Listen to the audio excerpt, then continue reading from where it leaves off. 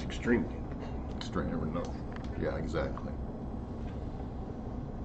Hey! Hey! Hey. Hey, guys. Hey, we're not late. Hey. We were just running a little behind, right?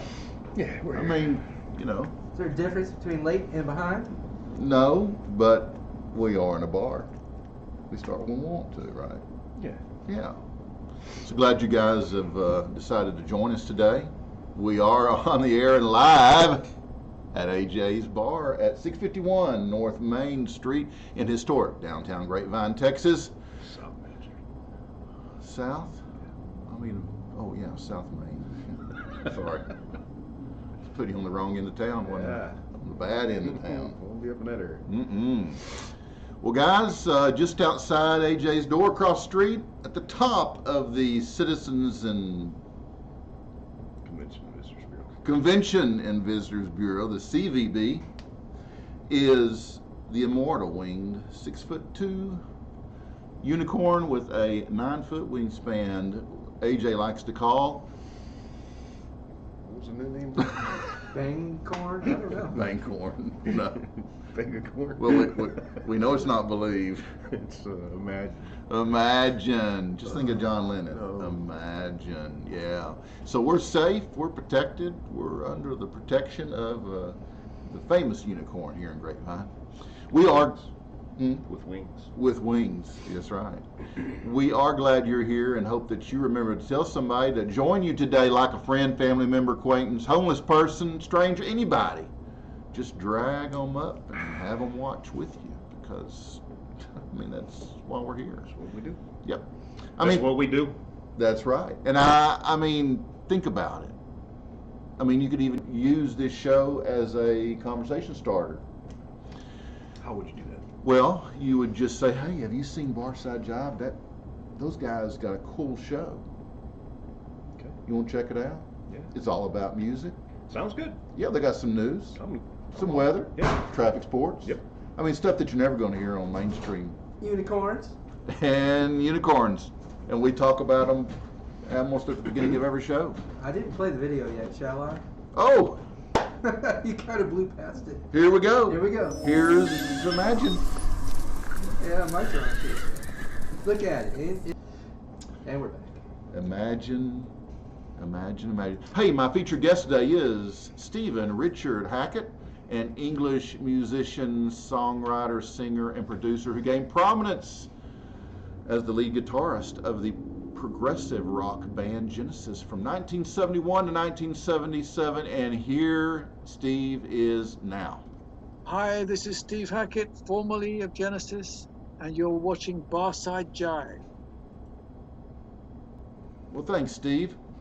What are we drinking today, AJ? We're drinking some Sierra Nevada's new Wonderland. Wonderland. It's a nicotine ale. What the hell does that mean? Nectarine.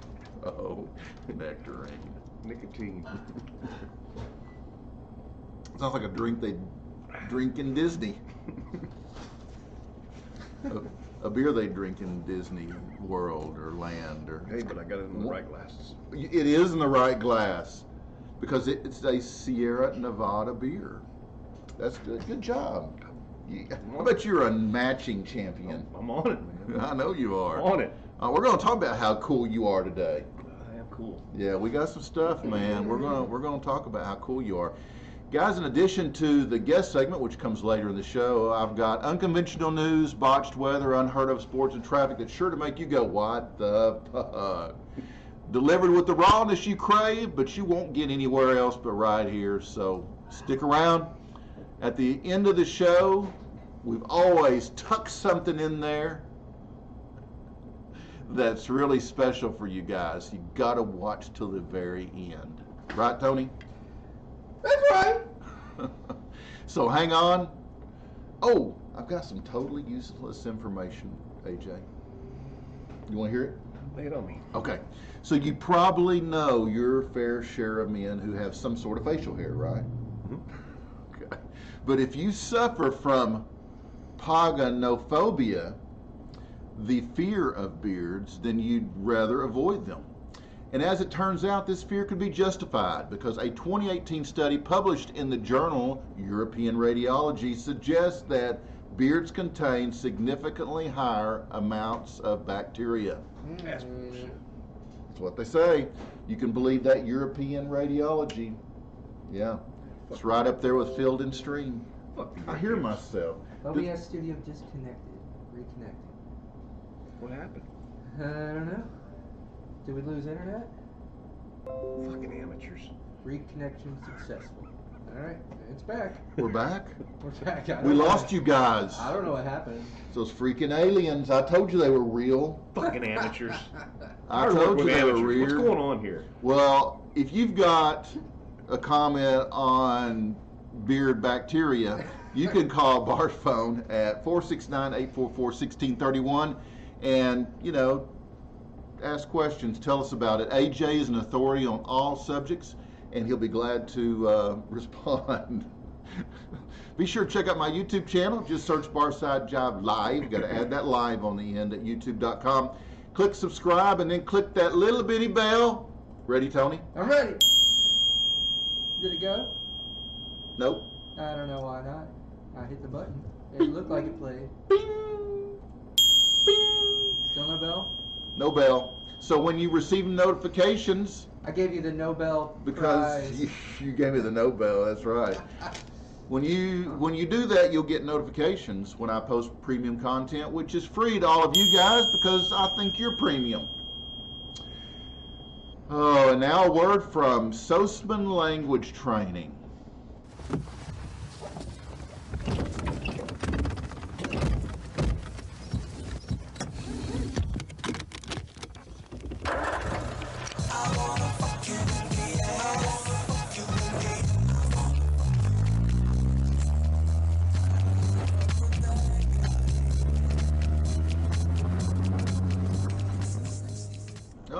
Thanks to Sosman Language Training. It's time again for that segment that you all just can't stand to be without. You look forward to all week long, and that would be Breaking News. Whoosh, bum, bum, bum, bum.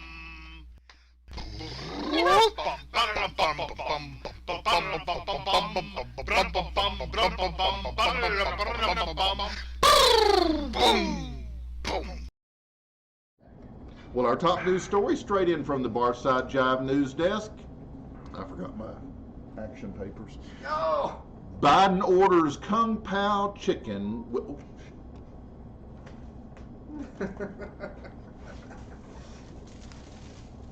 So I get the Mexican heading. It's Chinese. It's Chinese royalty. The label says Mexico. It's Chinese royalty. They're all made in Mexico. Straight in from the Barside. Oh, I already said that. Biden orders Kung Pao chicken during the first official call with China.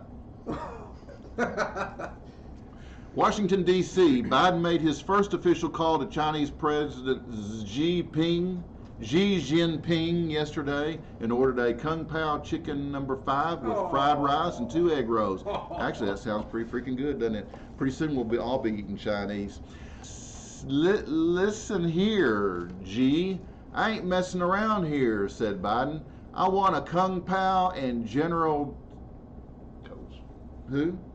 Toes. And give me some fried rice with a couple of those deep fried cabbage Twinkies with the ducktail sauce. It's Twinkies. Biden's press secretary later confirmed the call with China was a robust discussion about foreign trade and human rights, but she did not go into further detail. Anonymous sources inside the White House say Biden is frustrated after waiting for over 12 hours for his order to show up, promising to never order from China again. He said, "I'll never let China eat my lunch." Biden was later heard saying, the U.S. ambassador to China has announced Biden will be placing high tariffs on fortune cookies until he gets all the food he ordered or a full refund.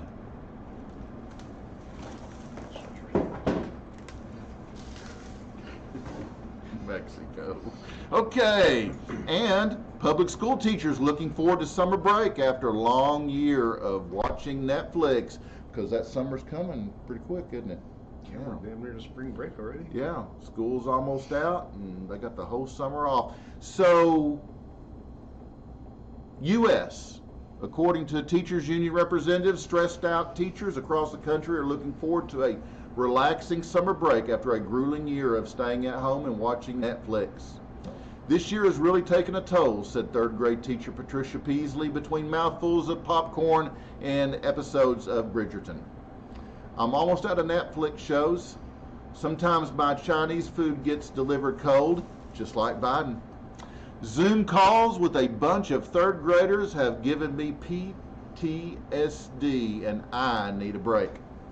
When asked what they will do with their summer break, most teachers reply that it will likely involve more Netflix and wine. I mean, after all, said Peasley, there's COVID outside. We can't go outside.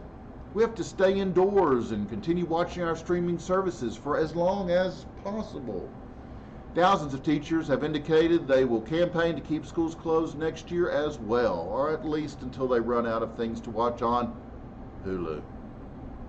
Well, AJ, there you have it. Oh. Guys, wait a minute. This is just in. Snuffy, the adorable baby seal that received a second chance at life. Snuffy was found abandoned off the coast of Maine with pneumonia and a parasite infection. But thanks to the volunteers at the National Marine Life Center, Snuffy got back on his feet. After 3 months of intense TLC, Snuffy is being released today back into the sea. So let's go to DeAndre in our Action News Center, who is covering the return of Snuffy the seal to the sea today. 2 weeks ago, the world fell in love with Snuffy the seal, who washed up on shore injured and dehydrated. We now go live to Snuffy's triumphant return to the sea. We are just moments away from releasing Snuffy, the rescued seal, back into the ocean. And now you see it, Snuffy's triumphant return.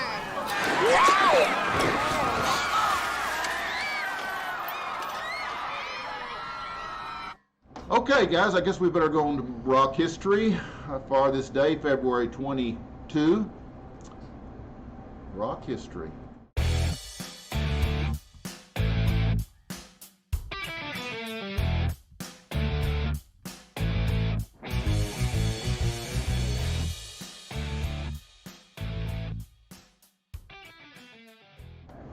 This is going to be quick. You ready, Tony? I think that's so. AJ. Ready, Tony? Yeah. Born this week in rock history, and we got a whole lot of birthdays this week. Whole lot of birthdays. Get it? Got a whole lot of birthdays. Whole lot of birthdays this week. Got a whole lot of birthdays. You need cooling, baby. I'm not fooling. Okay, born tomorrow, February 23rd. Back in 1944, AJ, about the year you were born. Blues rock guitarist Johnny Winter was born. They just look a lot alike. Gotcha. They are beautiful where were they born? specimens. They're Texas. Right here in Texas. Also born tomorrow, February 23rd, in the year 1952, was Aerosmith guitarist Brad Whitford. Oh, I want that guitar so hard right there. Sweet Emotion. Oh, my favorite Aerosmith song. Sweet Emotion. What's your favorite Aerosmith song? Probably Sweet Emotions. Yeah. And born on February 24th, back in 47, now we're going way back, was bassist Lonnie Turner of the Steve Miller Band. Jet Airliner. Big old jet airliner. Don't carry me too far away.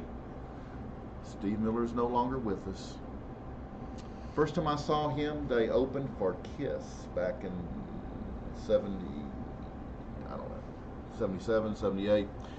Anyway, on February 25th, 1943, guitarist for the Beatles, Mr. George Harrison, was born.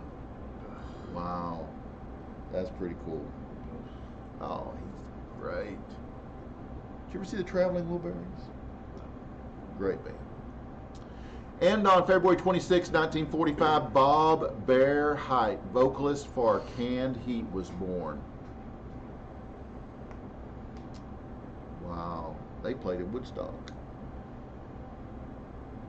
The original Woodstock. Like the 69 version. Also on February 26th, but in 1932, Johnny Cash was born. I threw this in for you, big guy.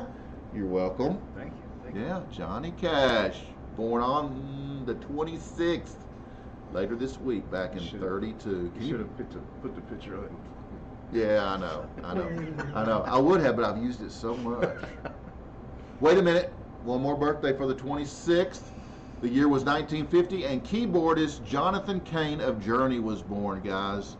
Jonathan Cain, wow. Journey guitarist Neil Schon was born, on February 2nd in 1954. Wow. Okay, let's do one more birthday for February 28th, and that would be Rolling Stones guitarist Brian Jones, was born back in 1942. Wow. Brian Jones, what a talented guy he was. Okay, let's see who died on this day in rock history.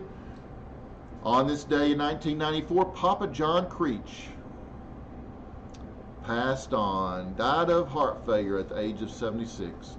Creech was a fiddler who first came to the notice of rock fans when he joined Jefferson Airplane from 70 to 72. A veteran of jazz and blues groups, he was in his early 50s, while his fellow band members were still approaching 30.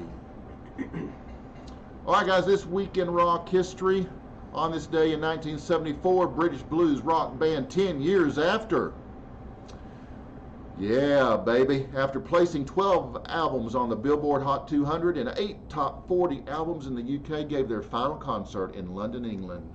Drummer Rick Lee, the only member of the original lineup, will be my featured guest here in March. So stay tuned for that one. Got an interesting fact. Although they were in the same band and had the same name, guitarist singer Alvin Lee and drummer Rick Lee were not related. Really? Nope. On this day in 1989, a category for heavy metal is included in the Grammy Awards for the first time. I saw this the other day. Did you? Yeah.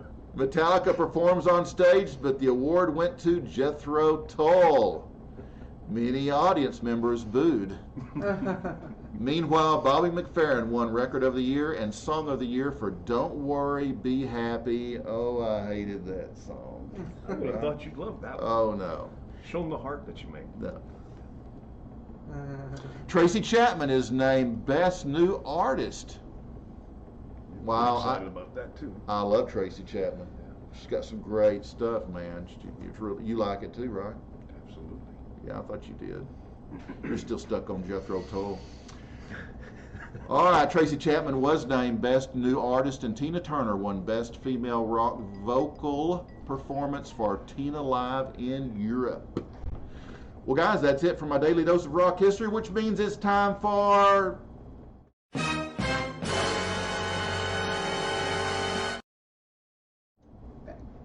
We know the coronavirus pandemic ain't no joke, but there's only so much negativity one can take. Luckily, there are plenty of memes out there on the World Wide Web that are breaking up the melancholy with bite-sized giggles. You mean it? Meme it? Never mind. Everything from satire to silliness and everything in between. So to help lighten the mood and bring you an entire thread of laughter, here are some of the funniest coronavirus memes on the internet for some COVID-tainment, in our opinion, of course. Meme number one. Meme one. And on the first day of Zoom meetings and on the 14th day of Zoom meetings, a little bit of difference there, right? Yeah. What you got, AJ? What is this? That's my card. Oh, you got vaccinated. Oh, okay, so I can sit close to you without a mask. Well, I'm glad to know that. AJ got vaccinated. Woohoo! He's got his shot record with him. Got my first one. First one. You're gonna go back for a second. It hurt. Or the first one won't count. I cried. Did you? Yes. Did you bleed? Hell yes. Did you pass out? Twice. You're still alive. Yeah. And your ears still look level. Your I got nose this- I got your this nose is growth on the back part of my you got shoulder. you got a hump. It's kind of looking like me, Oh, dude. but without blue eyes. Dude. We should do some shots. We should. That's what we do in the bars. We do shots. Okay, so meme number two. What we got here? Tony. Haven't you heard? Bowl cuts may be making a comeback. Get set for the return of your parents as your hairdressers. That was me in 4th grade. Yeah, all of us. Oh, My hell. mom just cut my shit off, man. Did she? Yeah, she just hit that shit off. Burr cut. Yeah. Meme number 3. Hey, it's for your own good. And do not touch your face. That's a little ironic there, isn't it? Yes. Okay. Yeah. Heaven forbid you need to take your temperature. Yeah. Don't run that fever. It may hurt. Meme number 4. Quarantine. God, my nose itches. Quarantine day 1 versus quarantine day 8. That's pretty much right on. Meme number 5. Day 1 versus 30 for the ladies. Couldn't leave you out, ladies, and we even gave you some extra credit because you got 22 days extra before you get big. Will I get in trouble for saying that? No. Meme 6. Me and my co-workers logging into all of our meetings remotely for the next couple of weeks. Sure about the guy the lawyer that was logging on to talk to the judge and had the hearing, and he was a cat. He had the cat filter on. Couldn't get it off. It was funny as shit. I don't think the judge thought it was very funny, but Did you see? Did you see the one where the teacher, she was talking to the kids and rips one? no. all the kids are looking around. They're like, No. "Oh, what? Wait a minute." No. And then finally, she's cracking up laughing, and all the kids are cracking up laughing. You know, the cool thing about that, though, is because of Zoom, you don't have to smell it. You get to hear it and laugh, but you don't have to smell it, right? Meme number 7. Introducing the 2020 IKEA collection. Your social distancing bench. Now let's go to meme number 8. For 50, I'll do whatever you want. Do you know how to cut hair? We're so good at picking out good memes. All right, number 9. Saving the world in 1945 versus saving the world in 2020. Does that look familiar, guys? Yeah, that's me. There you go. Meme number 10. Oh, the Beatles. Abbey Road, baby, Abbey Road. And number 11. 9 months after lockdown, and just think that in 15 years they'll be called quarantines. Oh. Number 12. Meanwhile, still inside the fridge, things just haven't changed very much. How true, how true. Just want to cut the cheese. And there you have it. Guys, what'd you think about that, AJ? It's pretty special, wasn't it? Man, we should do shots. Yeah. Speaking of shots, let's do sports.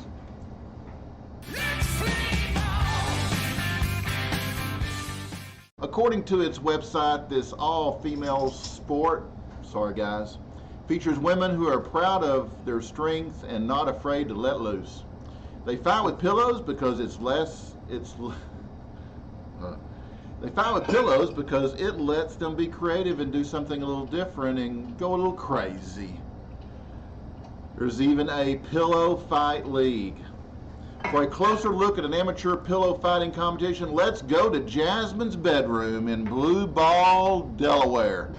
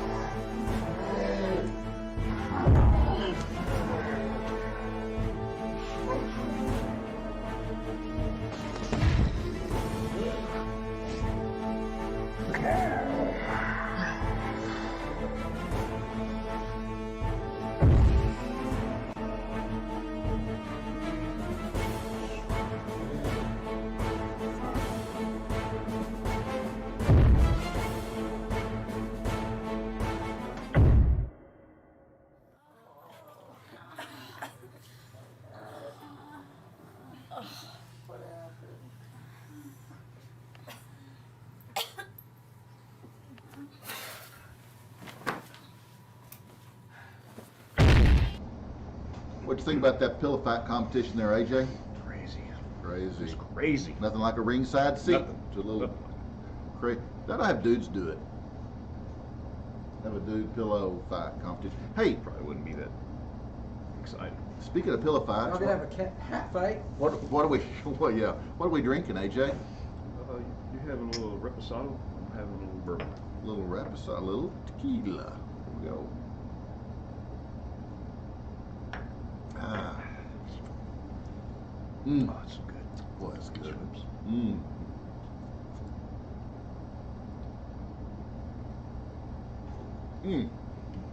Good show. Okay, and just when you thought you had seen everything, pillow fighting. Okay, and now a word from Foghat Cellars.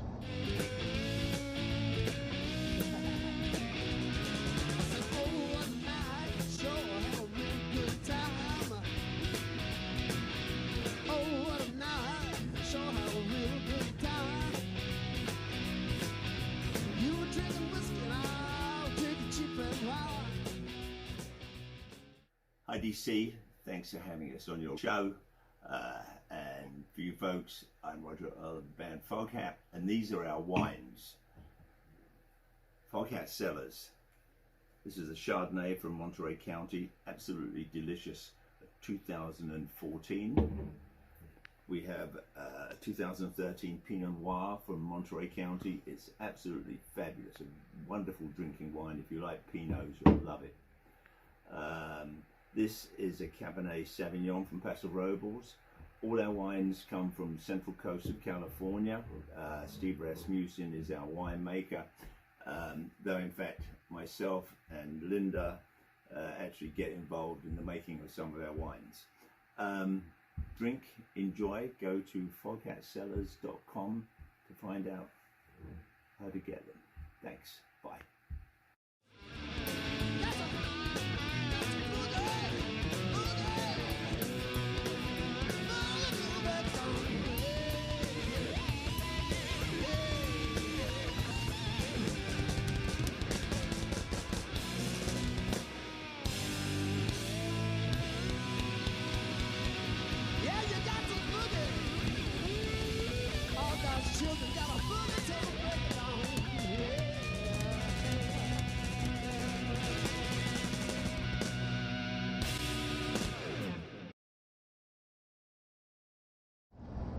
Well, guys, if you use the, you tell them. If you use our coupon code Barside Jive on checkout screen, you'll get 20% off your purchases. Or you could get one autographed by the drummer, the only remaining member from the classic lineup, Roger Earl, today. There you go. Foghatcellars.com, place to go. Get you some Foghat wine. We drink it. We got to do that on the show. Yeah. Talk about that. You got a bottle left? Okay, cool. Okay, guys, it is time for some weather.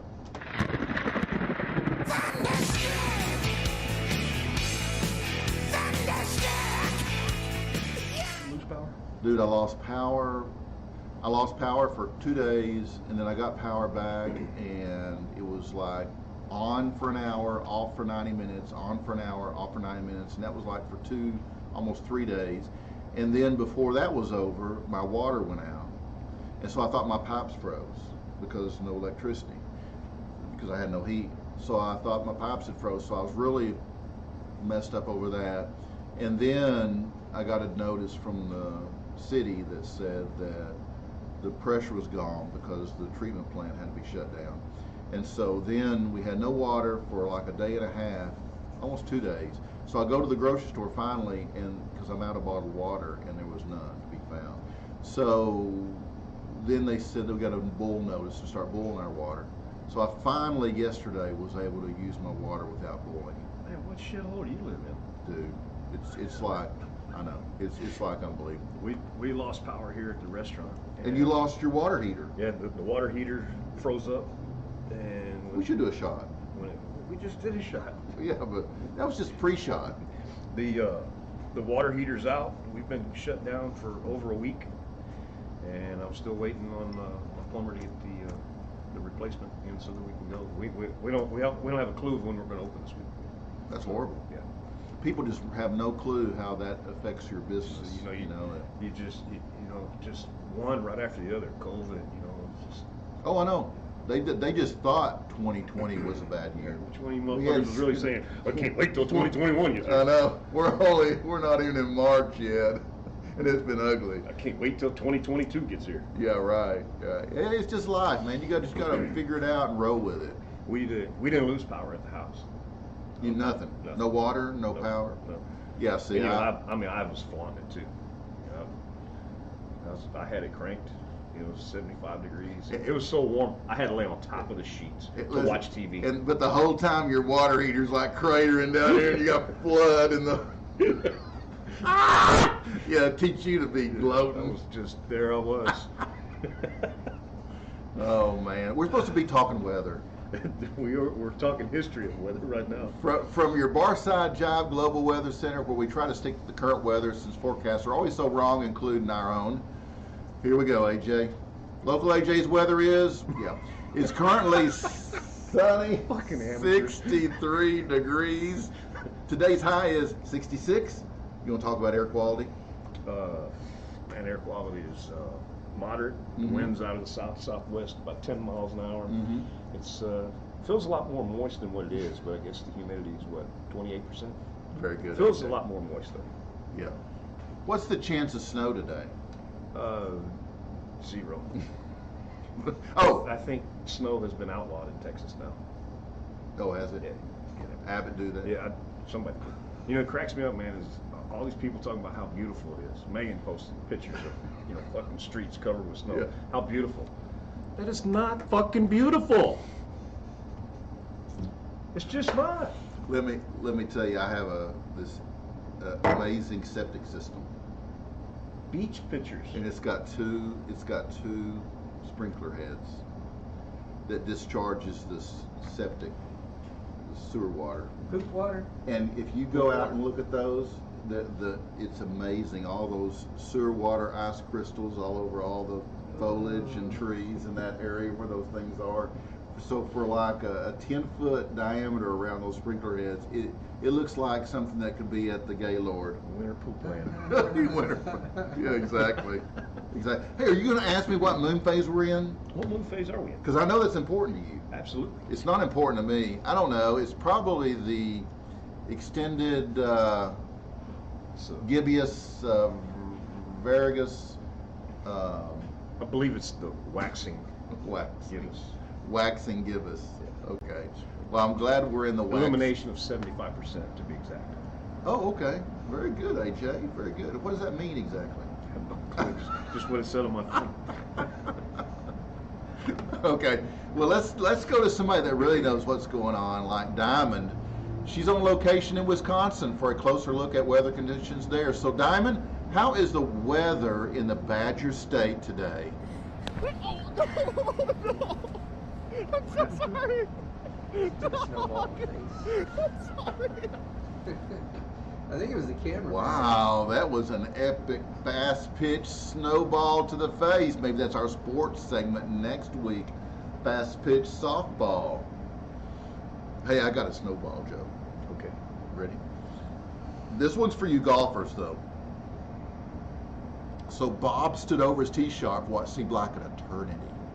He waggled, looked down,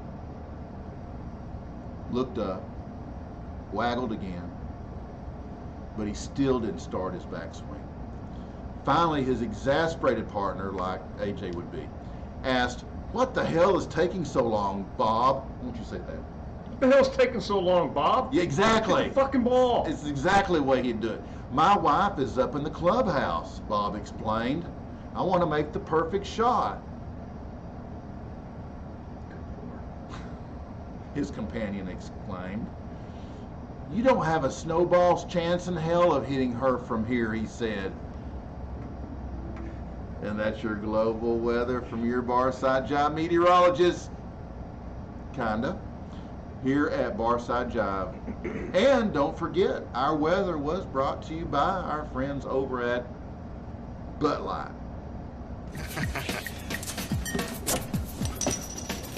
delivery. Give me a shot if anybody comes in. You got it.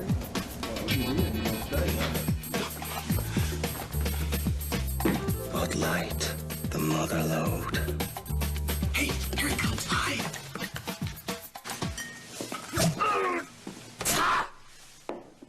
Did you hear something?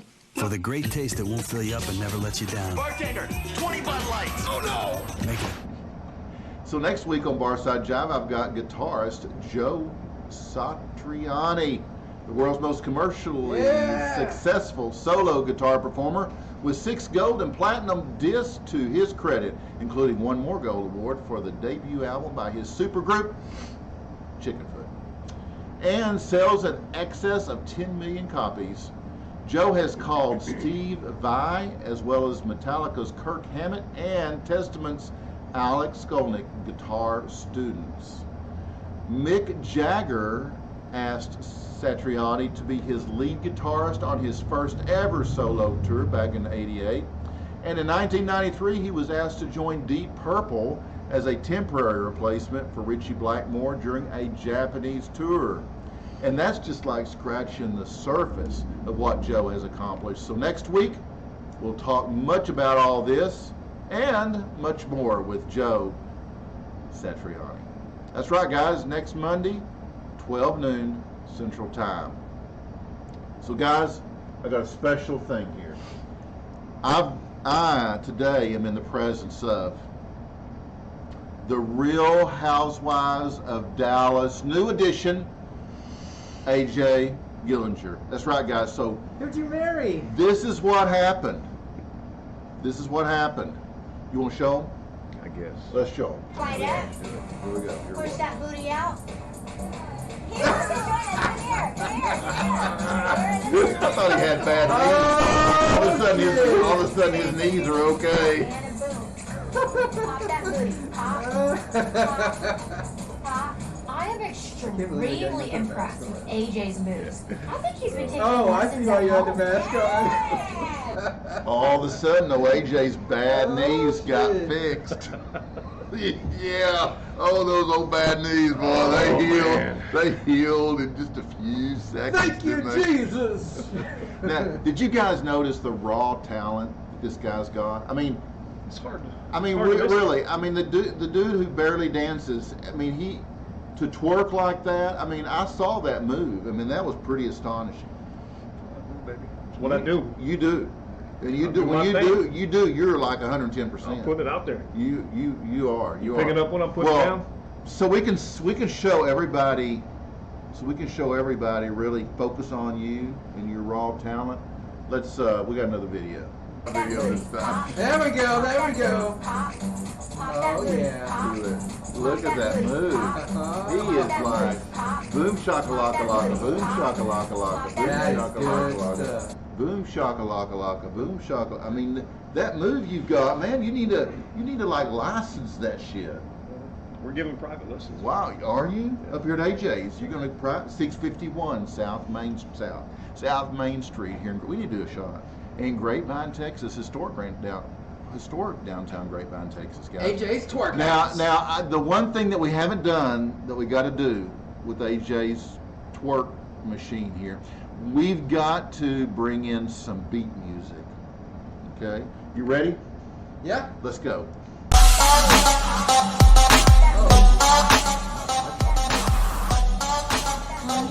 Now we got it. Now it's a party. Look at that The music just makes it all that much better. Oh, yeah. I'm going to tell you, AJ, I am so freaking impressed with you, brother. I mean, that is like... They were so when you get done pouring those shots, come tell us about your experience with the housewives, the Real Housewives of Dallas. How many did you get with? Well, you heard what they said. They could tell it. I've obviously had some other lessons in my life. Yeah, you have. You know how to move. And the other one referred to our pickle shots as kind of low class. Yeah. But in a fun kind of way. Yeah. It was something else. It was something else. Yeah. They came in and they hung out for a little while. Yeah. And they argued a little bit. They twerked. And they had this weird love fest. They didn't make it onto the show at all because they were all like saying something nice about each other. Really? Yeah. Was it like a little embarrassing? Not for me. It should have been for them. Yeah. You know, I didn't do anything on there that I should be embarrassed about. Yeah. They should be embarrassed. Yeah. I mean, were you embarrassed to hear it? Were you kind of like awkward? This is an awkward moment. No, I was behind the bar drinking. I didn't care. Because they were buying the drinks, right? Yeah. It was their tab. They were. That was what the producer and the director kept telling me. Hey, keep pouring them shots. Keep pouring them shots. Like, wow. Okay. What were they shooting? Pickle shots. Tequila. Oh wow. One of them was a whiskey girl. Some of them were drinking that. What's this seltzer water crap? Oh yeah. White Claw. Yeah. So were they all come in one car, I guess? There's a big bus pulled up. Oh. And they come walking in and they had their big face shields on. And the director and the producer had already told me, don't take your mask off. You got to keep your mask on. Right. Because if by chance they've seen us on camera, they don't want somebody saying they're not abiding by the rules. Oh yeah. So then the one girl, Brittany, she comes over and she goes, "Wow, that's really neat how you have that attached to the bottom of your mask. How did you do that?" I said, "Do what?" She goes, "Make it look like you have a beard." Oh, brother. That is my beard. This is real, lady. That's what I said. That is my beard. And she goes, "No, it's not." I said, "Yeah."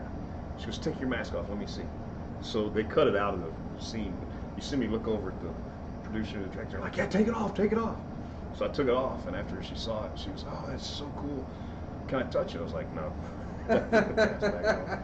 Wow. And then I gave her that bearded mask that I have. Oh yeah. She hung it between her legs and went out there and was flashing it all over the place at the advertising cars. for AJ's.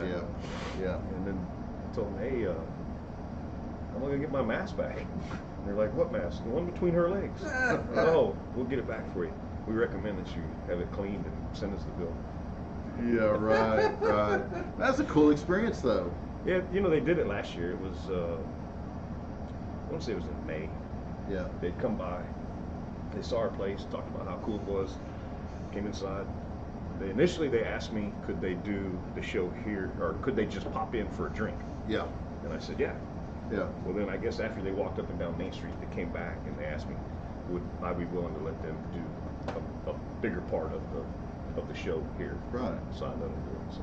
Yeah, that was nice of you. Yeah. So the old twerk chick was on that table right there. Yeah, and like I told her how dangerous it was. This table is like on its last leg. Look at this. Oh man. The freaking screws are like this big in it, man. Oh You're man. gonna bust your ass. But they didn't care. Well, I told the producer and the director, I said, "Hey man, that's not a good idea, And the producer's like, "Oh no, she does this all the time." And the director's like, "You don't want her to do it? Go tell her to quit." So they cut all that off. But I was like, "Hey, you're gonna bust your ass. Get down off the table." Right. No, I'm fine. I said, "Okay, you've been warned." Yeah, right.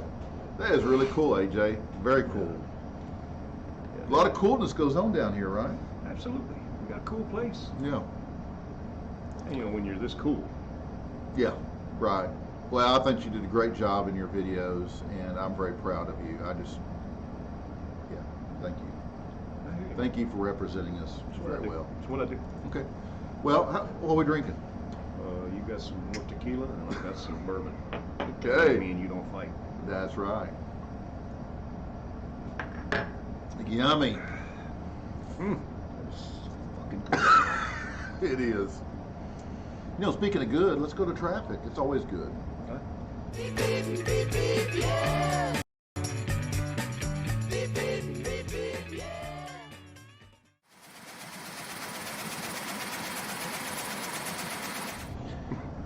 Well, guys, let's take a quick look at traffic. I have no clue what it's like on Main Street in historic downtown Grapevine, Texas, but I can tell you that no major backups to look on. No major backups. Traffic's flowing pretty well. That's right. It is flowing well, and no, it's not cold. It's balls. Not moist. Not moist at all. But let's head to a place where it's got to be maybe even warmer than here in Texas. We'll go to Phoenix, Arizona, where Teresa Toomey is standing by with local traffic conditions. Take it away, Teresa. Mezi nimiž nechybí Sabina Laurinová, Roman Zach nebo Sandra Nováková. Speciální pozornost byste měli věnovat také herečce Evě Josefí. Well, that was definitely not Teresa, and it sure didn't look like anywhere I've seen in Phoenix. But did you guys see that dumpster diver? Show them again. Mezi nimiž nechybí Sabina Laurinová, Roman Zach nebo Sandra Nováková. Speciální pozornost byste měli věnovat také herečce Evě Josefíkové. Hey, you guys want to hear a dumpster joke? Yeah. Okay, so this guy is talking to his buddy, recounting his previous night's drunken adventure. He says, I'm telling you, man, this is the best bar in the whole city. Every Friday night they have all-you-can-drink specials for $2. And the best part? A sorority house is right next door. And the place is just filled with young, gorgeous, single women. Well, let's go next Friday then, right? So, that's where the problem lies. Like I said, it was all you can drink. So I had my fill and my memory is pretty fuzzy.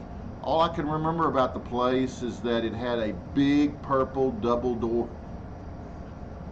It had big purple double doors in front and a golden toilet in the restroom.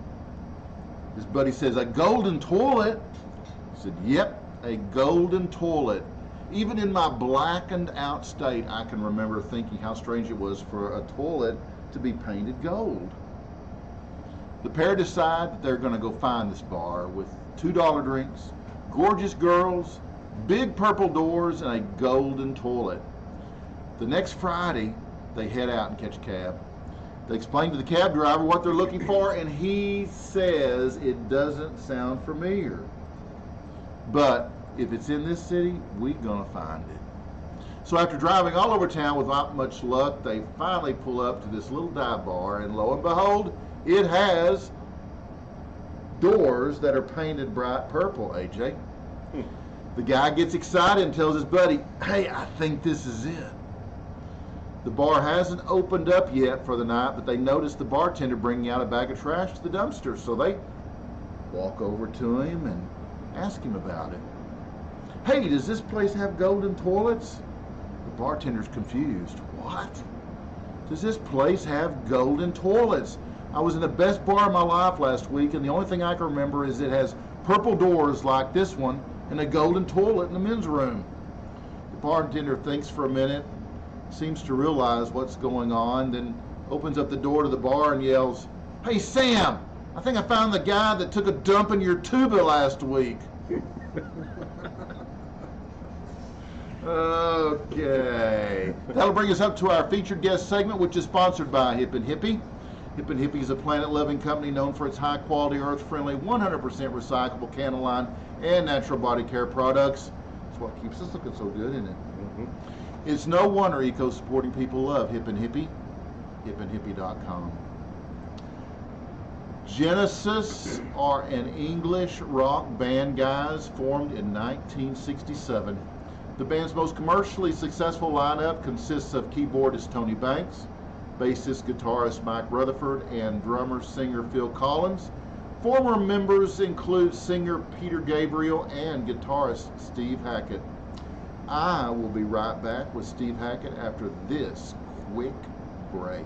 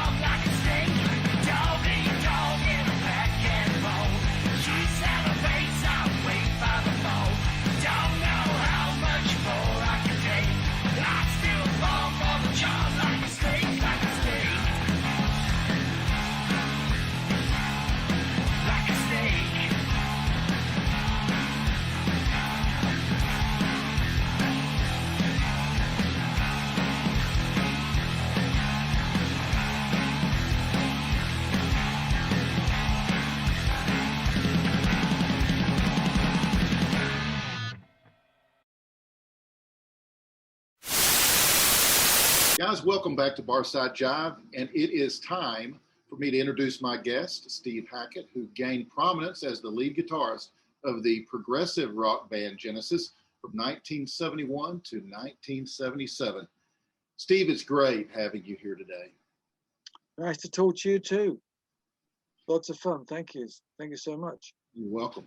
I understand that you developed an interest in guitar at age 12.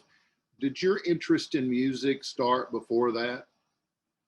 Oh yeah, I was playing harmonica before that as a kid. I played harmonica 10 years before guitar. Wow. And then I've been playing chromatic since I was about 5 or 6, and then guitar really caught my interest when I was about 12. My dad had a guitar, and it was quite a big thing. This was a big old country guitar. And did he play, I guess? He played a bit, yeah, and he kind of whistled cowboy tunes, and he played. And he brought this thing back from Canada. And when I was 12, I started playing lead stuff on it, on just the bass strings.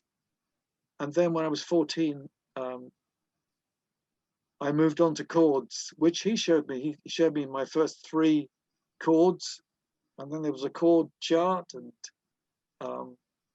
things started to take off from there, really. Yeah. Now, you were raised in, is it London? Yes, yeah. Okay, so what's interesting to me is, I'm in Texas. I'm in Dallas. Fantastic. And your dad is playing country music. I know, that's right. Wow. Well, I think, we emigrated to Canada at one point, and when I was 7 years old and I went to school there, we came back very quickly, and so North America, in the widest sense, was in our DNA, and of course, England is very Americanized. American culture is worldwide, and my first records as a kid, my dad was buying me Roy Rogers and Davy Crockett records, and wow. That was the stuff. And I think he was a big country fan himself. Slim Whitman, and very early country stuff. Very sweet songs, sweet, gentle songs, a lot of them. Folk songs, Streets of Laredo, that sort of stuff. Which might be more familiar to you from your background, but it's the songs that communicated, and the places, of course, we saw either on the big silver screen or at TV on TV at home. But England was extraordinarily Americanized, or else we wouldn't have had the Beatles amongst so many others. In the early work, it's all America, America, America. Wow. So that's my take on all of that. Where would England be without America? I think America's maybe still to discover England. In fact, when I was touring in the 70s, I remember talking to a cab driver, and he was saying, I've never been to Europe, never been to England. I've been to Epcot, he said. And then he said, I guess you have a lot of fog there, and Bobby's riding around on bicycles. And I realized that, people are getting their ideas from black and white films made in the 1930s and 40s of England. And I said, well, it's moved on a bit since then. We don't have the fogs anymore. We don't have that level of pollution. But I grew up opposite the power station, which was the backdrop to Pink Floyd's Animals with the flying pig. That was the view from my bedroom window between the years 3 and 7 years old. That was it, and that thing was belching out fumes like crazy. So yeah, there were these big London fogs, the kind of stuff that Jack the Ripper would have plied his trade in Victorian times back in the day. And it was still like that. Sometimes they used to send us home from school because the smogs got so bad it was killing people and you couldn't see in front of you to cross the road or anything. It was a crazy time. That was still happening in the 1960s, never mind the 50s when I grew up. You know, Steve, what's also interesting to me is how popular American artists are in England and vice versa. You know, my favorite bands, when I played my first Zeppelin album, Led Zeppelin 1, it was over for me. I mean, they were my favorite, always have been. I mean, I've got a lot of favorites, but they would have to be my number one. But it's always been interesting to me how my favorite bands are from Europe. And yep. A lot of the guys that I interview from where you live, yeah, their favorite artists were, you know, from America. Sure. Yeah. Well, you know, there's been a lot of cross-pollination and also writers that have been influenced both ways. Jimmy Webb, for instance, big fan of Vaughan Williams, classical composer, and beautiful songs, of course. But you know, out of the current crop of players, and I love blues. I was a huge Paul Butterfield fan, for instance, and as a harmonica player, and Mike Bloomfield, who was in his band, and all the rest. I think they were a great band. Joe Bonamassa, I think, in terms of blues, for me, I think, you know, carries on. There's a touch of Led Zeppelin in there. There's a lot of blues there. He does it with a degree of panache that I think reinvigorates the blues, as I believe Led Zeppelin did for you. At the end of the day, there are so many different types of bands, progressive bands, and I think perhaps Zeppelin at their best personified progressive blues, if that isn't an oxymoron. You know, moving into areas like Kashmir, for instance, which is basically hypnotic and trance-like. I worked quite a bit with Chris Squire of Yes, and we did some things together, and we were watching the one and only reformation of Led Zeppelin, which was a memorial concert for Ahmet Ertegun of Atlantic Records. Right. And we were standing right at the back, and they were finishing up with Kashmir, and Chris turned to me and said, "This is my favorite Yes tune, my Freudian slip. This is my favorite Zepp tune." And I said, "Same for me as well." So there is that, and at Genesis we were not inured to the charms of Zepp. Yeah, we were into it. Right. You said music for you kind of started with the harmonica. Yeah. Why the harmonica? My dad played a number of instruments, and when you're a tiny kid, it was important for me as a 2-year-old. Literally, I was given a harmonica, and I started taking it very seriously. Even at that age, my mother says I was playing tunes, but I remember what I was doing, and that was to try and isolate the notes so that I could have control over them. So one of the first tunes I learned to play when I was about 4 years old was The Yellow Rose of Texas, not too far from where you're coming from. Isn't that weird? It is, Steve. Yeah, That's interesting. so Yellow Rose of Texas, and I just remember the joy of that. You know, it's a Nashville shuffle, but it's Texas. And, right.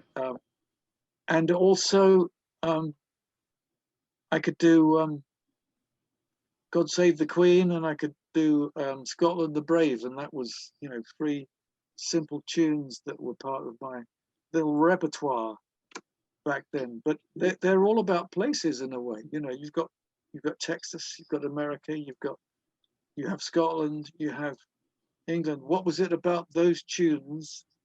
You know, they're all kind of national anthems in their own way. Can you still play the Yellow Rose of Texas? I could, if I had a harmonica in my hand. What would it cost me to get you to get one? Oh, man. You know, that would be pretty awesome if you'd play that. Well, let me see what I can do. I'll have to, just for you, I have to go one floor down to get the thing. Okay. Hang on a sec. Okay, Steve. All right. Talk amongst yourselves. Okay. I'll talk to myself. I do it all the time anyway. Okay.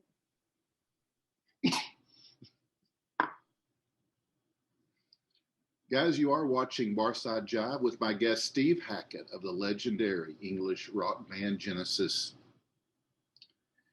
And I have convinced Steve to play the Yellow Rose of Texas on his harmonica. Well, when I was a kid, it probably would have sounded a bit like this. Let's see. I haven't done it on a super vamper, so maybe all the notes are there. I don't know.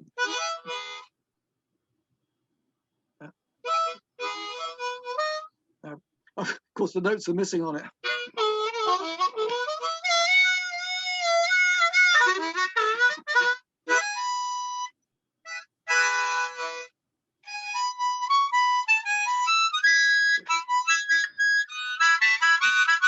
Something like that, anyway. Yeah, weird, isn't it?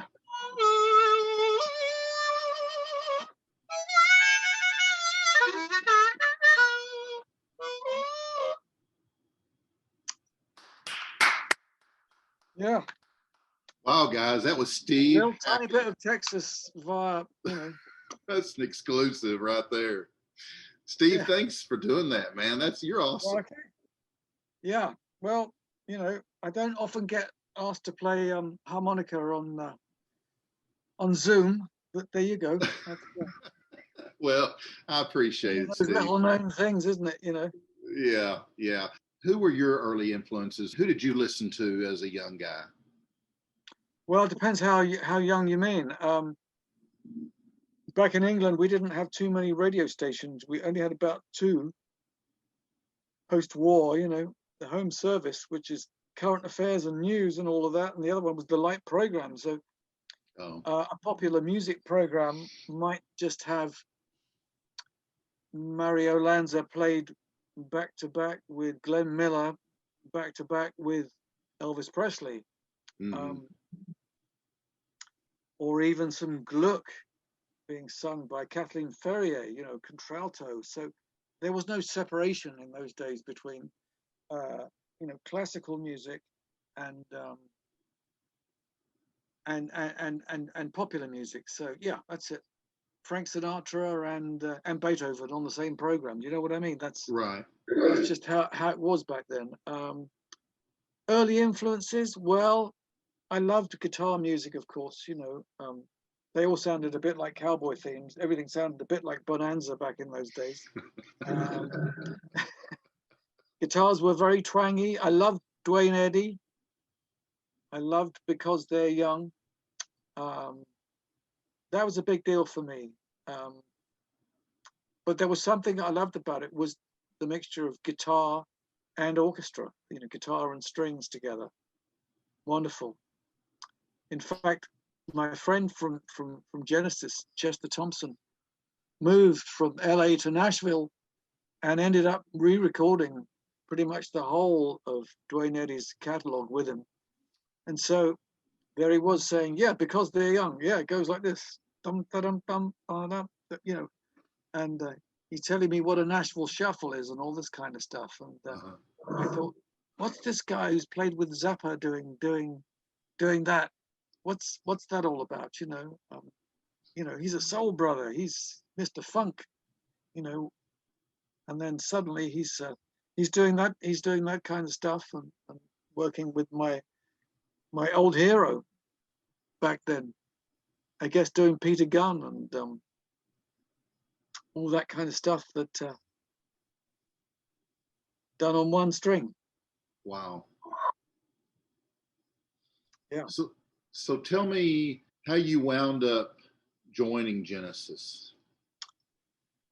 Well, I used to advertise in the back pages of a magazine called Melody Maker.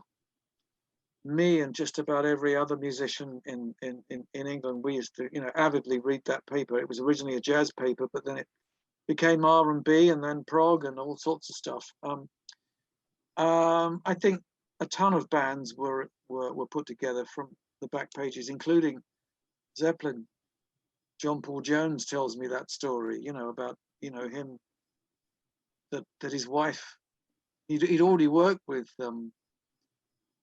Jeff Beck, he'd worked with Jimmy Page, and he said, "Oh, I hear Jimmy Page is putting together a band. He's probably already got a bass player." And his wife said, "Well, why don't you give him a call anyway?" So World's Turn on sound advice given to us by well-meaning ladies. My thing was, I'd been advertising for about 5 years. I made an album with a band called Quiet World. I hadn't done any gigs with them. Handful of gigs at football grounds and cricket pitches and what have you. And then 5 years later, having met hundreds of musicians with situations that had gone absolutely nowhere, Peter Gabriel gave me a call. Maybe it's because I had an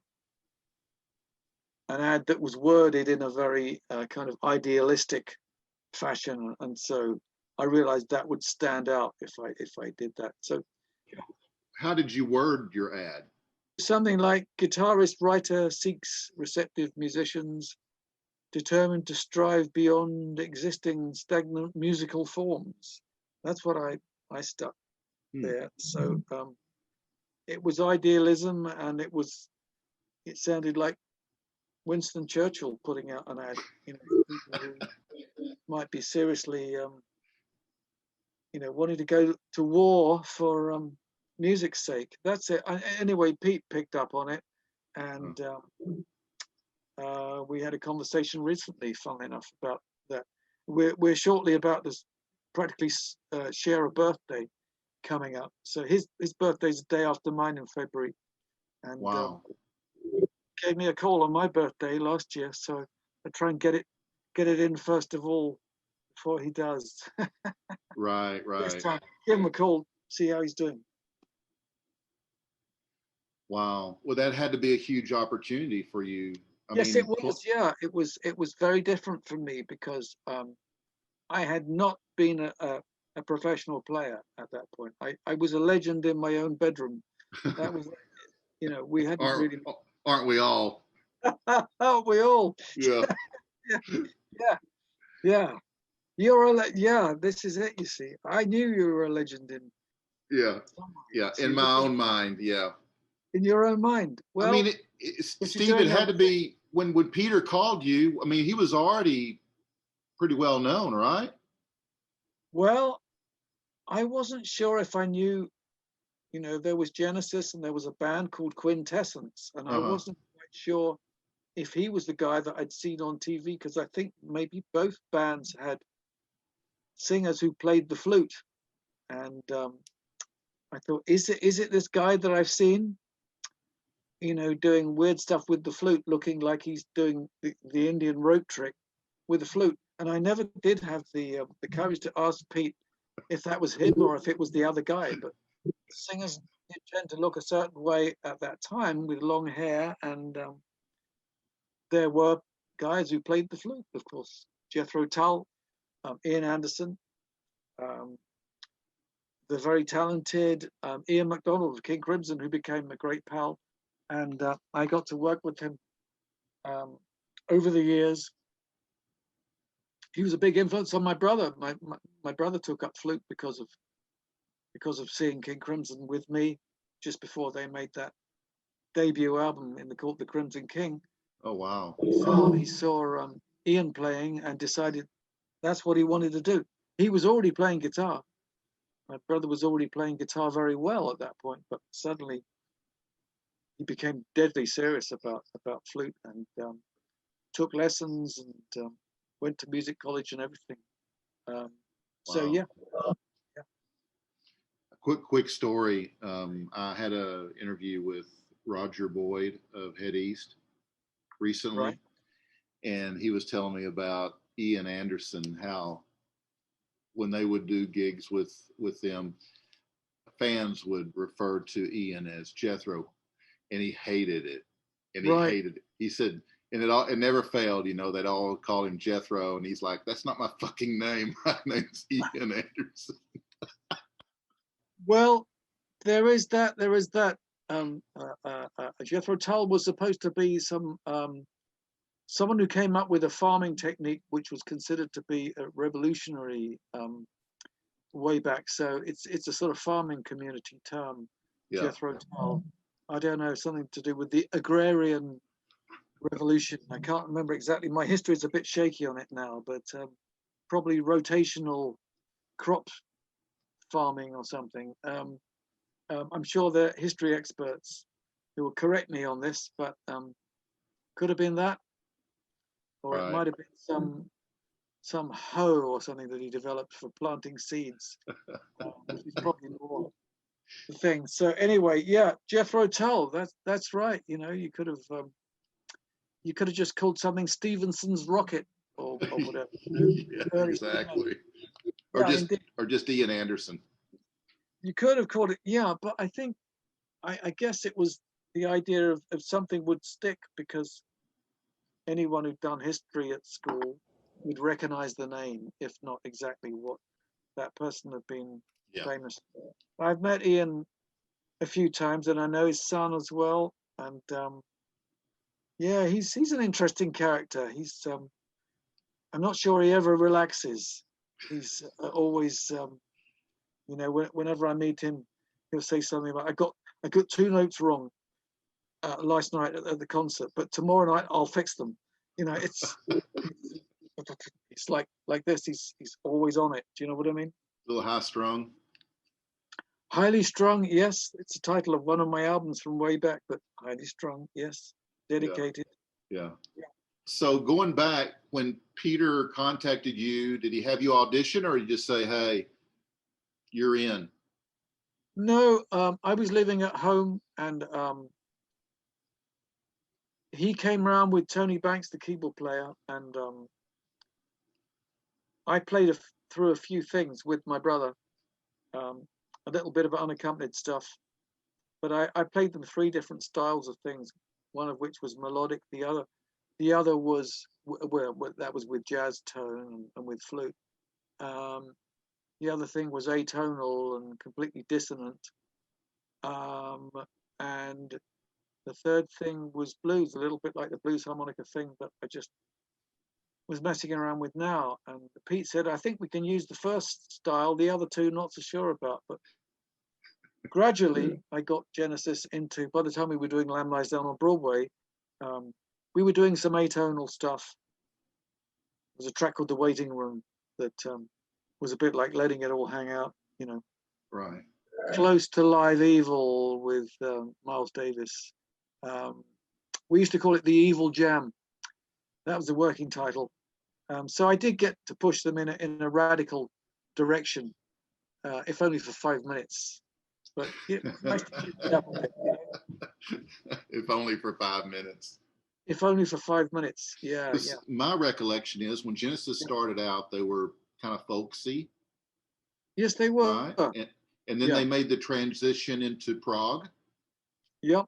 And then eventually pop. Yes, absolutely. But so you were there during the prog years, right? Yes. Yeah. So was a lot of that movement towards prog, was that your influence? I think it was. And of course we did have a hit single when I was with the band. So there was a pop single called I Know What I Like. I mean, on an album called Selling England by the Pound.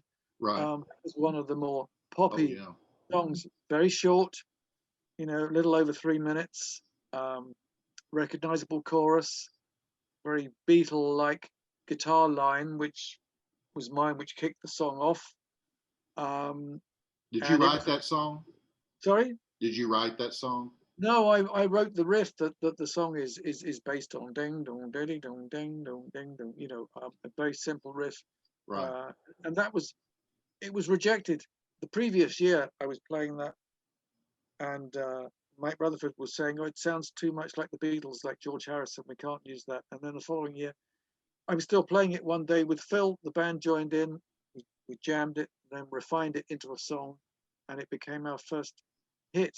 So never throw away anything. If it moves you, stick with it. So you have to make yourself unpopular to be popular, is one of my phrases, you know. Right. Sometimes you've got to fight through things that might be rejected, ideas that might not find their time one year, but another year. All music has to find its time. You know, the Beatles, when they were first on the scene, trying to get auditions, guys were saying to them, "Yeah, you know, all that vocal groups, that's all from the past. It's all instrumentals these days. That's all people want." That's what they were saying about the Beatles. And of course, you know, time found them in the way that they found time. Right song at the right time, the right band, the right manager, the right trousers, all of it counts. Right. So did you join Genesis after Phil? Yeah, he joined 3 months before I did. So he was already up doing gigs with the band, but they hadn't recorded anything with him at that point. We started recording that same year in the summer of '71, 50 years ago when I joined that band. 50 years ago this year, and I think yesterday was, I think it was the first gig that I ever played with them. That was yesterday.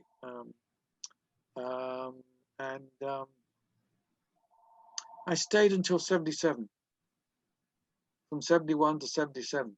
Right. Did you ever look around at the other guys and think, "God, this is amazing"? Oh yeah, I think that all the guys came up with amazing ideas. It was an extraordinary time with, you know, young guys who were full of ideas, and the band very quickly learned to write in a kind of lightning fast manner, really. I was amazed at what everyone came up with. Very competitive team, very competitive, had to work very, very hard to engage everybody. But I tried my damnedest not only to do that, but just push it or nudge it in a direction with Chinese water torture. Drip, drip, drip. I think we should do this. I think we should do this. Get ourselves a light show, get ourselves a mellotron, get ourselves a synthesizer. So I wore them down and eventually got my own way with a number of things that I think made quite a bit of difference. A band needs all sorts of things. And it's hard to be able to see that when you're young and in the thick of it. And you've been through the fight already to get it to that point. You know, it seems like it's an achievement, just getting a record deal, never mind everyone playing well together. All of those things, these little levels of achievement.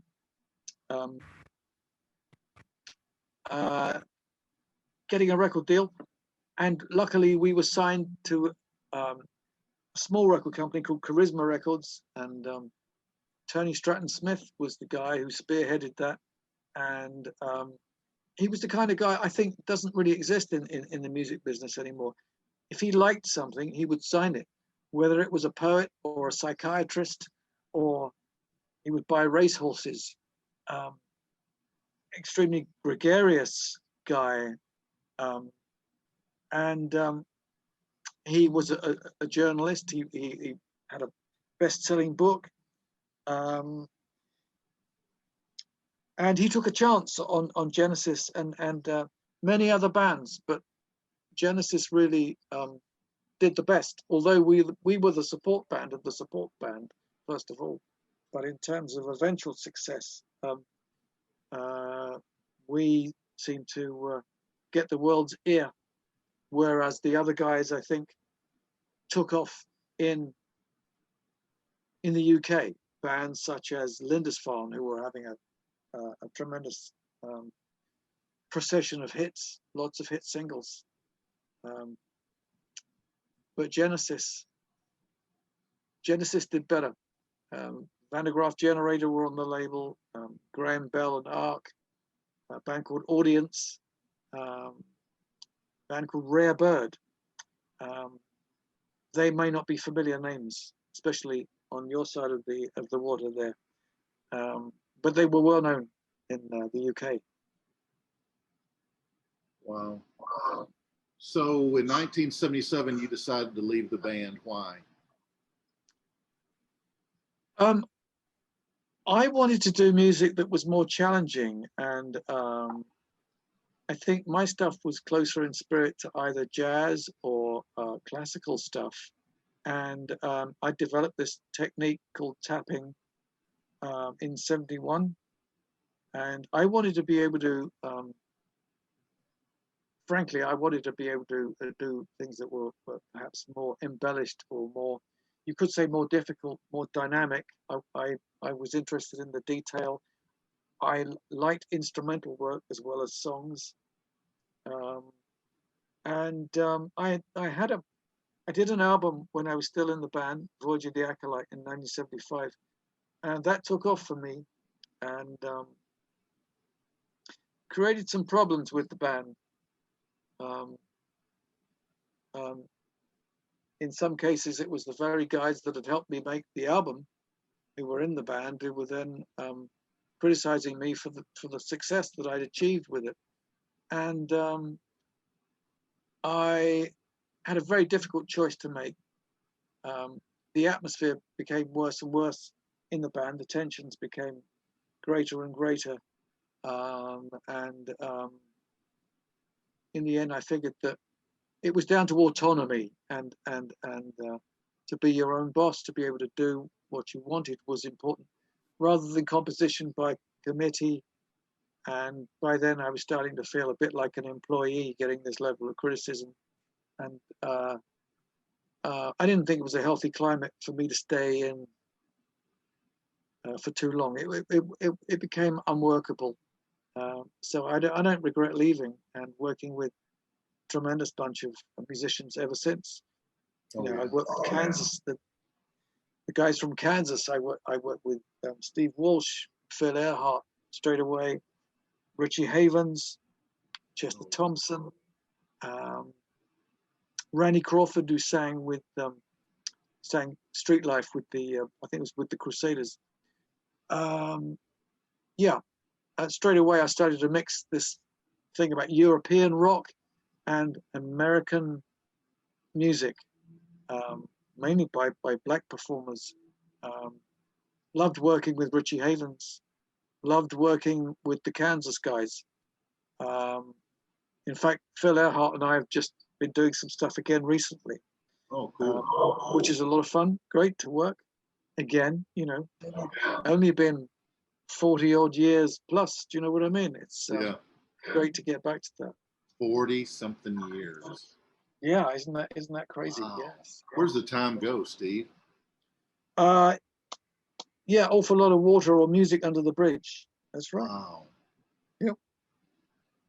It's been cited that you have influenced guitarists such as Brian May, Queen, Alex Lifeson of Rush, Eddie Van Halen, who unfortunately recently passed. How does that make you feel for those guys to? It's humbling to know that such great players were influenced by what I'd done, and I would never have guessed if I hadn't been told. But Eddie obviously was an incredible player. Anyone who's got ears can tell that. It's humbling. I did some work with Brian May. Very, very interesting. Interesting as a writer as well as a player, and basically as a band leader of Queen. which he still keeps together in some shape or form with Roger Taylor. But yeah, it's nice to know that what you did seems to stick and can expand the glossary of terms. Brian says he got, you know, the harmony guitar playing thing from me, from one Genesis track, which is called Musical Box. And on that track, there's also tapping going on. So you could say that it had influenced Eddie. But, you know, some things from those early years were prototype heavy metal solos, stuff like Dancing with the Moonlit Night, where, you know, there's a number of techniques. There's tapping, there's sweep picking, there's octave jumps. And these are things that showed up later with heavy metal bands and great players. So yeah, it's nice to be there. But I think you have to try and make the music accessible as well. So there's no substitute for a good melody. Good melody can be played in a very simple way, or you can do, you know, a fret full of salvos and play lightning fast, especially with tapping. There is no quicker way to play. But that's only part of it. It's part of what I do. Acoustic guitar is the other main passion for me. Nylon playing, classical stuff, flamenco stuff. You know, early on in our conversation, we were talking about, you know, whether or not you'd had a formal education in guitar, and you hadn't, but you said you watched a lot of people. Well, apparently a lot of people have watched you. Well, it's a good way to be, isn't it? You know, to keep your eyes and ears open, and so you don't necessarily need to have a guitar teacher. I could probably have gotten there quicker if I'd had a guitar teacher. But then I think I relished the mistakes as much as I did the triumphs. All sorts of things. Yeah, I could have been shown a shortcut to all sorts of stuff, but then I don't think a player like me would have existed that would have been able to show you both ends of the spectrum of playing that I think I've reached because I went my own sweet way. I mean, it's things like learning to play electric when you're bending up and getting a finger vibrato, bending up with 3 fingers so that you're taking the stress of the note, not just on one finger, killing yourself doing it, but you're spreading it evenly over 3 fingers. I watched people doing that. I've been playing for a long time before I was doing that. It wasn't really till I'd left Genesis that I discovered that. But then, yeah, again, you can get a lot from watching old movies of Cream playing and Jimi Hendrix and all sorts of stuff, and Andres Segovia, of course. A whole different ball game. But there's much more to guitar than even those guys would have been able to show you. There's much more to it. There's country work. There's Chet Atkins. There's all sorts of stuff. There's finger picking galore. I know you created this supergroup with GTR. So what happened with that band? Well, I knew Yes's manager, Brian Lane, and he'd heard some stuff that I'd had. I had a hit single, and then there was a follow-up. He said, "Oh, I like your single," and all this stuff. And he and I were talking one day, and he said, "Oh, you know," he was managing. He was managing John Wetton with Asia. John was a friend of mine. We'd become friends ever since he joined King Crimson. So we went back a long way. Asia had a #1 album in the UK and a #1 album in the USA. John left the band, and then Steve Howe left Asia as well. And he said, and Brian said to me, Steve Howe's not doing anything at the moment. And the idea was born on the spot of putting together a band that had 2 guitarists leading the charge. And we eventually got signed to Arista Records, where Clive Davis, amongst others, did a great job promoting the album. Originally, we were going to sign to Geffen, and then they got cold feet, decided that they thought that we weren't commercial enough, or really, I think they wanted an Asia Mark II, so that everyone, you know, they wanted Bill Bruford on drums and you know, probably and John Anderson on vocals. And I thought, yeah, I could get lost in the crossfire of a Yes reformation here if I'm not careful. Right. Plus, we already had some hot guys who were playing. Jonathan Mover, American drummer, some great distinction, and Max Bacon, who'd been with a band called Nightwing, and Phil Spaulding, who I had been recommended, who'd been at school with my brother, funnily enough. So we did an album. We had 1 hit single, When the Heart Rules the Mind, which I re-recorded recently with Steve Rothery from Marillion, funnily enough. And we also had a live album. We did I've got a feeling it was a King Biscuit Flower Hour idea, and then became a live album. And, right. So 2 albums from GTR, 1 live, one studio, and difficult to keep it together after that. For something like the same reasons as with Genesis. Bands can become very possessive, and egos. Basically, I'm a free spirit musically, and I also think that you know, to run a band and to run your own show, I think, is about the only way I know of making something run on sound economic lines. Because as soon as anybody wants to record an album, you've got to have an agreement. Are you going to work at home with your own equipment, invest in equipment, or are you going to work in one of the most expensive studios in the country and run up bills for 9 months, which is not the way I prefer to work with things. You can imagine, can't you? You know. Oh yeah. Right.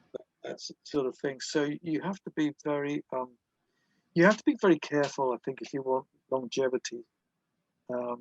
So I have my own show, my own band. We are able to honor the early work and do the kind of stuff that John Lennon got interested in the band listening to, the stuff that we now latterly call the progressive stuff. But we didn't know we were supposed to be progressive at that time. We just had a hit single, and so we were already commercially acceptable. But at the same time, of course, it's a little bit like ELP, who were firmly an albums band, but of course they had success with Lucky Man, and right. That's a whole other story, of course. Yeah, y'all doing the quarantine, staying Oh inside, yeah, absolutely, lockdown. yeah. Quarantine, yeah. Lots of recording though, you know, writing, recording. So even though no shows, that doesn't really matter, you know. The main thing is we're doing the other thing, you know, the essential stuff. I guess you're finding that this downtime that you've had for most of 2020 has benefited you, because normally when you're out touring and playing, you don't have the time to devote to writing and recording like you do now, right? Well, yeah, that for me, yeah, I kind of need peace and quiet to do it. I mean, I get little snippets of things written when I'm on the road. Sometimes things come along, but to take anything to a meaningful conclusion, it needs peace and quiet, time to dream. And when you're tearing around like crazy doing a tour, wonderful though that is, and very enjoyable in another way, It's creative in another way. It's not the most easy, just in terms of time, you know, because when I'm on the road, just getting from A to B and doing the various things, meeting people, and people think that you just get on stage and that's it. No, there are you know, packages, VIP packages. There's sound checks. There's many other things. You know, from the moment I arrive at a theater to the time when I leave, you know, pretty much every inch of that time is busy. You know. Right. But that's okay. That's all part of it, and it's part of the busy life, and that's what we sign up to when we join the rock and roll circus. That's what we do. Right. I'm curious, when you write, is there a certain place that you go? What's your process?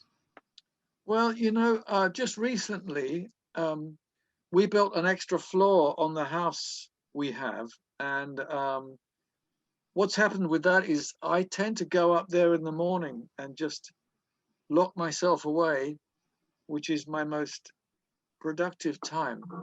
But then I've been doing that all day long because, you know, there are no other commitments other than, yes, I went to a hospital to get a blood test today, you know, but, you know, that's a pretty rare event. We're not supposed to be traveling too far outside our own area at the moment. There's all sorts of restrictions and stuff.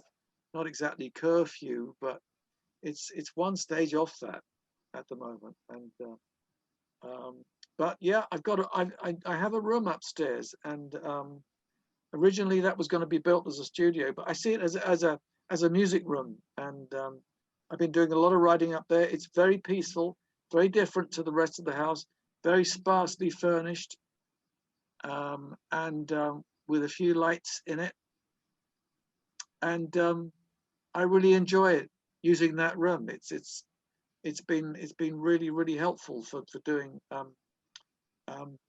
Mainly, I've been writing acoustic stuff up there, a little bit like the album that we have, you know, Under a Mediterranean Sky.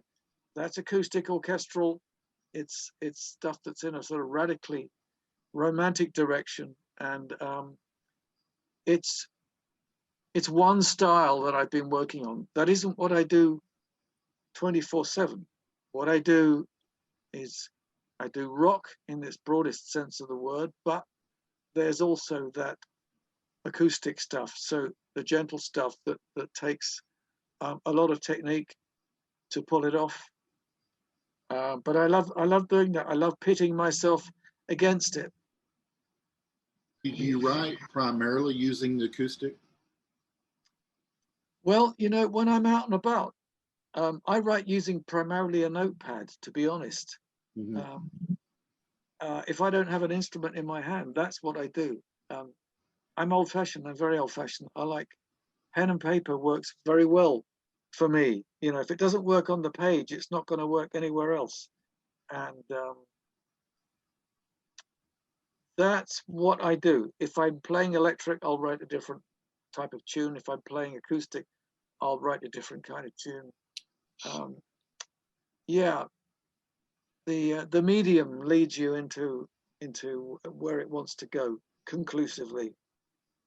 Nylon guitar is remarkably broad, lots of different tones from that instrument. You know, flamenco is not the same as classical. It's very different. Classical I think of as more keyboardistic, whereas I think flamenco, the salvos, the more percussive stuff that you get from that, it's a different thing, as evinced by players like Paco de Lucia, the late great, and Paco Peña, who's still with us, and of course Andres Segovia, and a friend of mine who passed recently from a Chinese family, a guy called Theo Cheng, who showed me some techniques. We used to swap techniques with each other. Cross-string trilling. Wake up at the back there. Cross-string trilling, 4 fingers. That's what you got to get to. So yeah, A-I-M. That's the thing. Like pain, but it ends with an M. If you can get that together on 2 strings on a semitone, then you will have gotten something together that took me years to get together. But some of these techniques take years. They just do. They won't go into muscle memory. As you've gotten older, do you find new techniques that come a little slower, or do you see no difference than when you were in your 20s or 30s? No, I think that the walls come down at about the same rate as they always did to make, genuine progress. Yeah. Somewhere. I find you just have to put in a lot of time on the instrument. And if you do that, it'll start to talk back to you. But it does take time, and Rome isn't built in a day. And everyone who plays wants to be better than they are. So no matter how good you are, you always want to be better. Unless you think you're God and no one can touch you, then I will worship you from afar. But for the rest of us mortals, it takes a little longer. What's interesting to me about you is that you're such the amazing virtuoso, and yet you had no formal training. No, I had no formal training, but then I'm a keen observer of other guitarists. So whenever I heard or saw someone doing something which looked interesting, they became my teacher. So it's not as if I've been without a guru. Everybody has been my teacher. Everybody, anyone doing anything vaguely interesting, I can watch that and take something from them. The shape of a right hand movement. As I increasingly got, the use of nails, even when I was playing, even when I play electric guitar, I'm using at least one nail rather than a plectrum. So that's how I changed over the years. I started out like a plectrum player, always wanted to play electric guitar. I think first of all I wanted to be Hank Marvin, and then I wanted to be Brian Jones, Keith Richards, Eric Clapton, Peter Green, Jimi Hendrix. It goes on. But I also wanted to be able to do what Andres Segovia could do, and that wasn't going to be quick. And first of all, I thought I'd never be that good, and then I realized that, well, with patient attention to detail, you can achieve something. You can take on board some of that stuff, but that's really dedicated stuff. Mm-hmm. And maybe it came from a time when the world was slower and there was time to do nothing but practice. But we guitarists, we have to lock ourselves away. I mean, it's a very unsocial thing, really.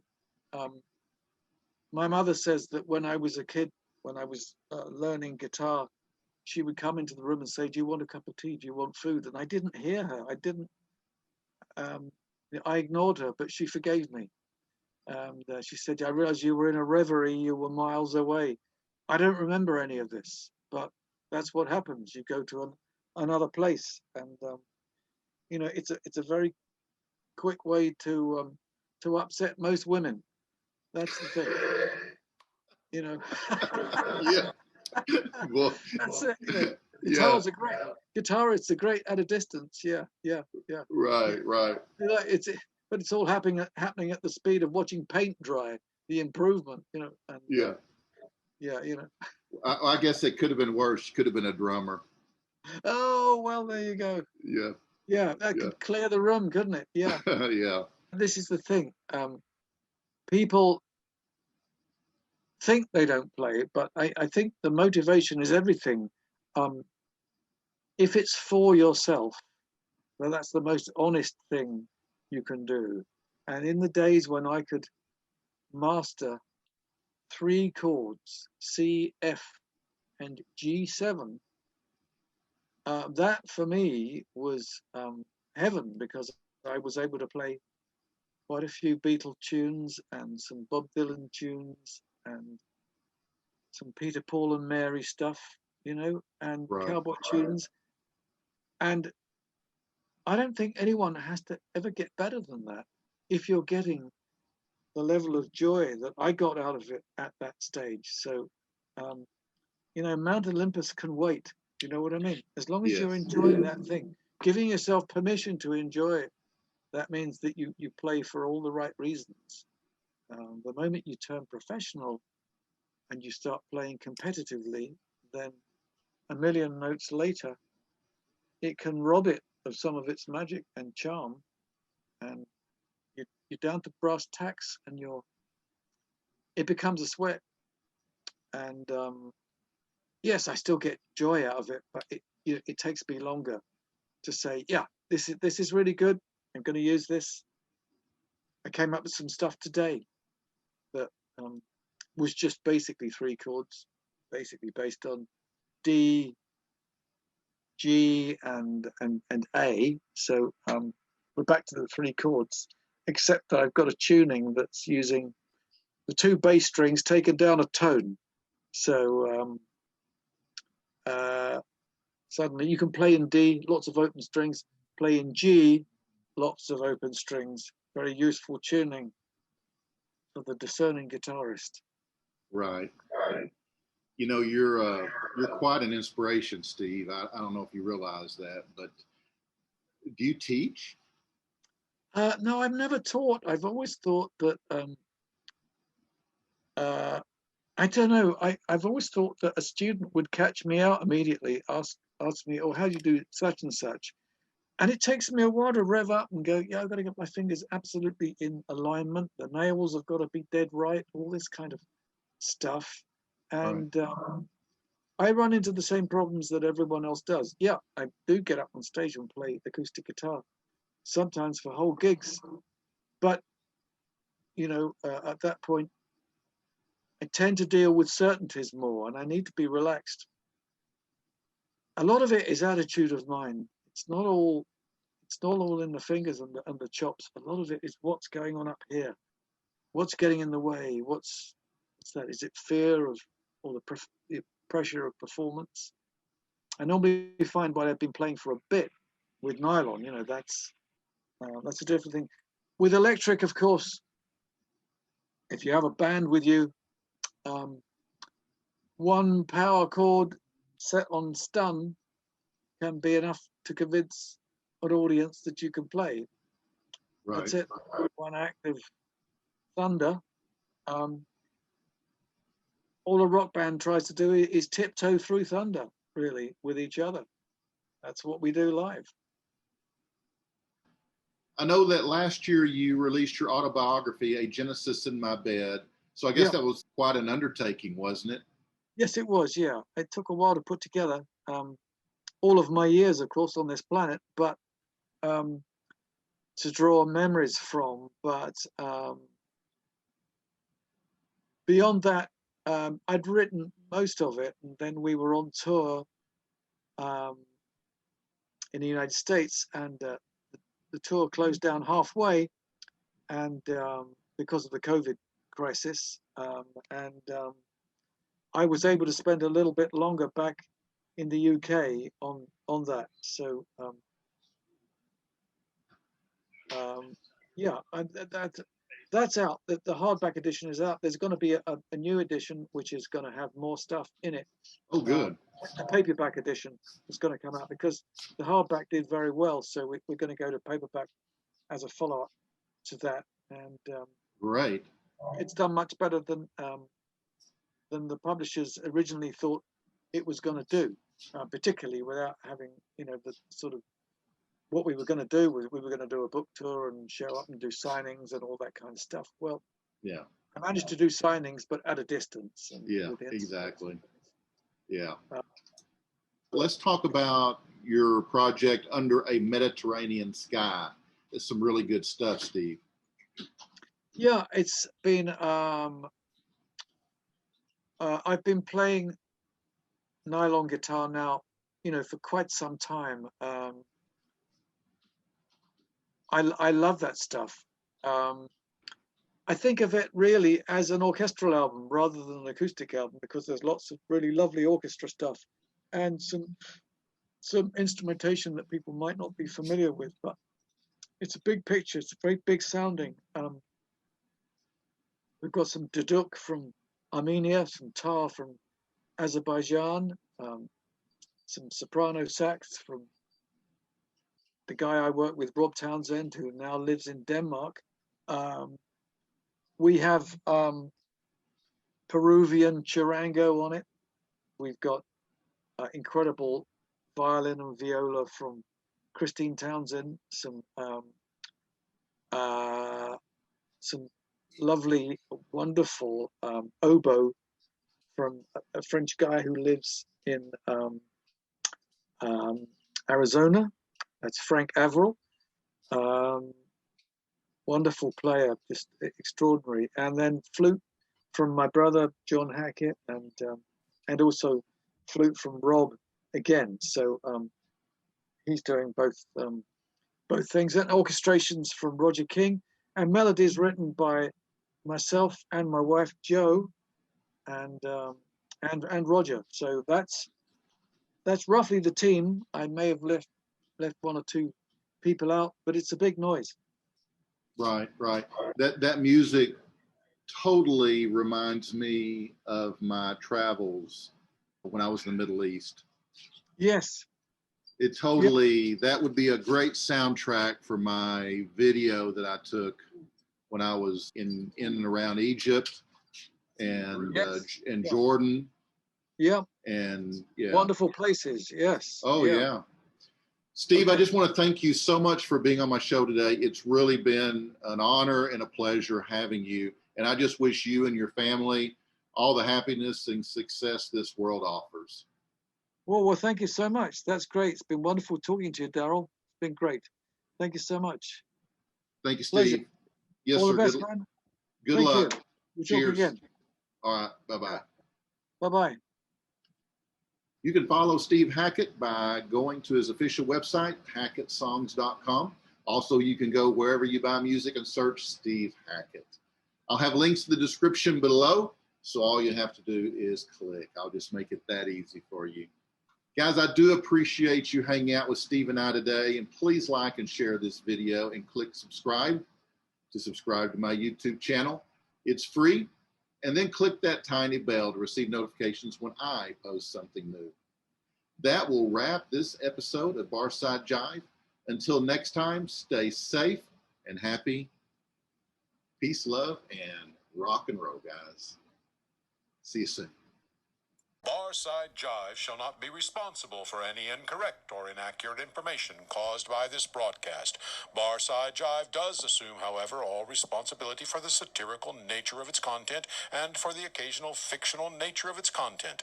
All characters appearing in this broadcast, even those based on real people, except for our featured guests, of course, are entirely fictional, and any resemblance between them and any persons living dead or undead is purely a miracle.